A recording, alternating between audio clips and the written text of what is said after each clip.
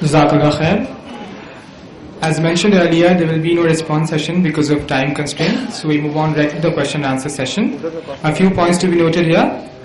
That we have two mics here in the audience, one for the sisters and one for the brothers. And the question will be taken in sets of 4. The first question will be for the brothers, for Bishop Raju. The second from the brothers for Brother Shoaib. The third from the sisters for Bishop Raju. And the fourth from the sisters for Engineer Shoaib. It will repeat in a cyclical fashion.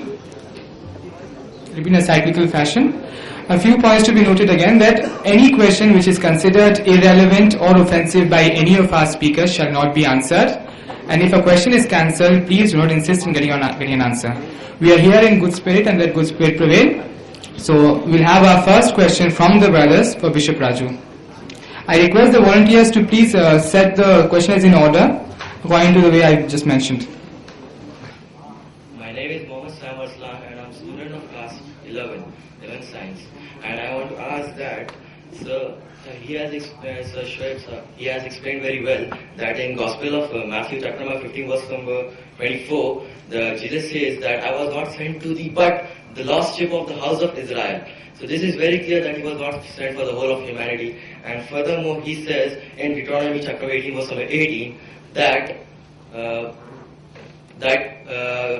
God says to Moses that he will send a prophet for the whole of humanity. And he has explained that the prophet, prophecy is filled by Muhammad, peace be upon him. So I want a clear-cut answer from him that yes or no, that everyone, Muslims as well as Christians, should believe in Muhammad, peace be upon him, and the Quran.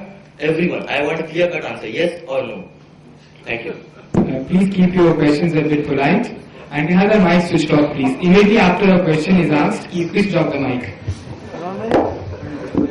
First of all, the Bible is quoted and picked up verses from here and there, and brother Shoaib laced it up and made a beautiful garland. It's good.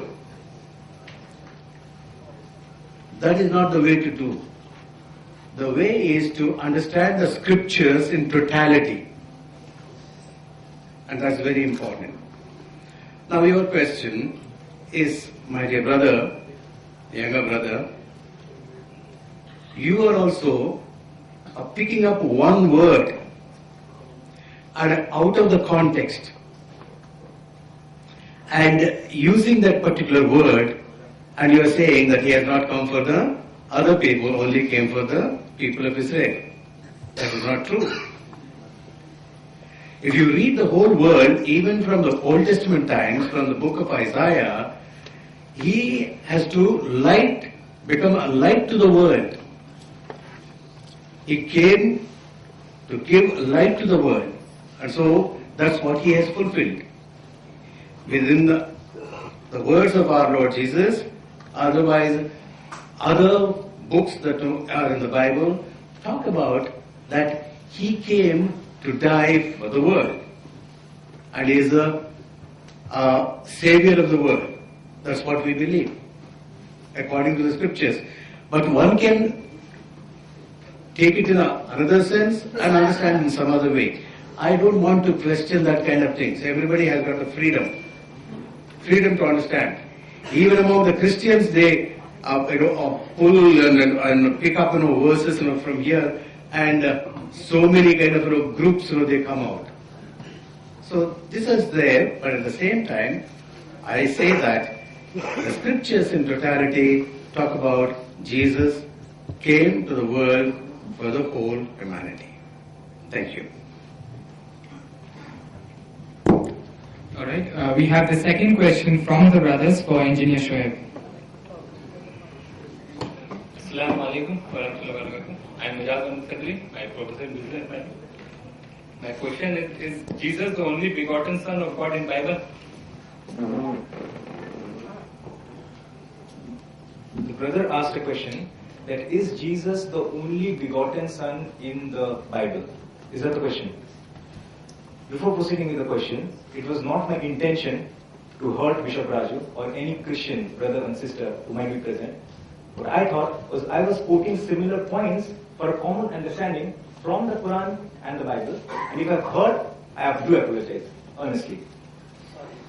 So, what I thought was there are some similar points which I quoted from the Quran and the Bible, and I presented to you.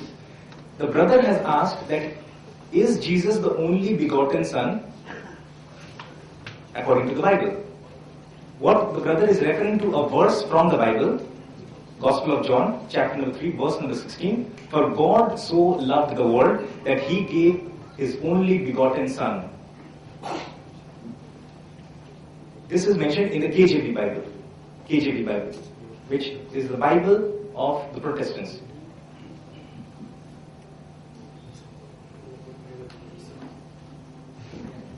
We have the RSV, Revised Standard Version.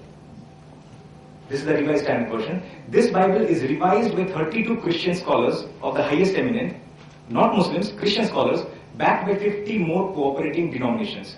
The RSV, there are two versions again. This is the RSV of the Protestants, and this is the RSV of the Catholics. Why there is a difference? Not much of a difference. The difference is in the count of the number of books. The Protestants, they think there are 73 books in the Bible. The Catholics, they think there are 73 books in the Bible. The Protestants, they think that there are 66 books in the Bible. This is the minor difference. The 7 additional books in the Catholic version is considered to be apocrypha by the Protestants, and as such it is not included. Apocrypha means doubtful, of doubtful authority. So it is not there in the Protestant Bible. But this RSV, which is considered to be the most authentic